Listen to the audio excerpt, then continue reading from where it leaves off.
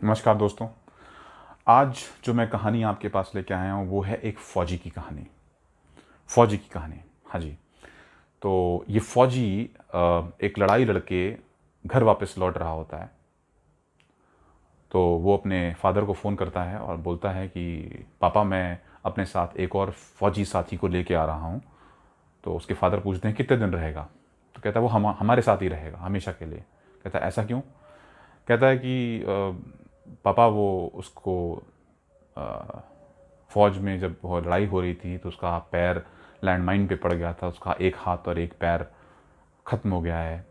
वो लाचार है, उसका कोई भी नहीं है। तो मैं चाहता हूँ कि वो हमारे साथ रहे।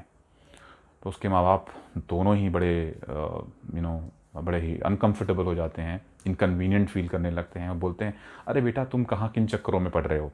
क्या ज़रूरत है? वो अपना कुछ गुज़ारा कर कहीं न कहीं कर लेगा। तुम उसको बेकार में लेकर आओगे, हमारे ऊपर बर्डन होगा वो तो। हमारे पास खुद के खाने के लिए और तुम्हारे लिए इतना है हमारे पास कि हम इतना ही सफिशिएंट है सिर्फ। अब किसी और को ले जाओगे तो उसकी देखभाल करना वो हमारे लिए बर्डन होगा। तो वो एकदम से वो फौजी वो फ़ोन काट देता है, वो बेटा वो फ़ोन काट देता है और उसका फ़ोन फिर बहुत दिनों तक नहीं आता है।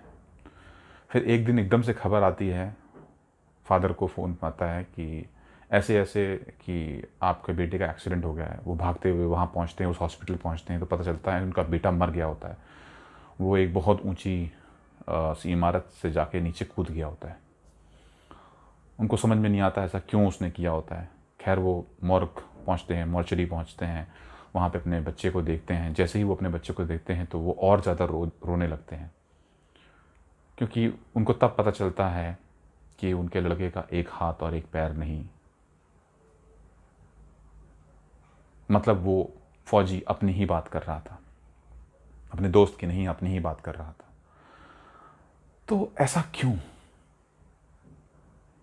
हम सभी लोग सब कुछ अच्छा चाहते हैं। कोई फ़न लविंग है, कोई अच्छा है, कोई खूबसूरत है, कोई गोरा है, कोई पैसे वाला है, तो हमें सब कुछ अच्छा लगता है। पर अगर हमें थोड़ा-सा भी मालूम चल जाए कि इस इंसान में कुछ कमी है, कुछ खराबी है, वो काला है या वो गरीब है या वो मेंटली चैलेंज्ड है या वो फिज़िकली चैलेंज्ड है, उसको हम एक अलग निगाह से देखने लगते हैं। ऐसा क्यों? और यही ये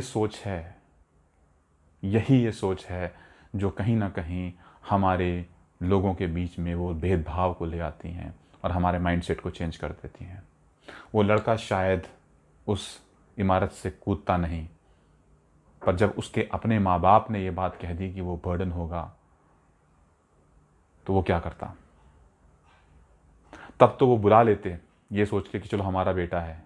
पर कहीं न कहीं घूम फिर के आगे आने वाले समय में वो सारी बातें जो उसके दोस्त के लिए कह रहा था, जिसको उसने कहानी में बताया, वो शायद उसके लिए एप्लीकेबल होती। शायद इसलिए वो सदमा झेल नहीं पाया। तो कहीं न कहीं हम सबको ये सोच बदलनी होगी, तभी हम एक अच्छा अ, अच्छी विचारधारा वाली एक सोच बनाकर हम एक अच्छा जीवन, एक अच्छी सोसाइटी बना पाएँगे। धन्यवाद दोस्तों, आज की ये स्टोरी इतनी ही है। आगे फिर किसी और स्टोरी में मिलते हैं। धन्यवाद। Thank you.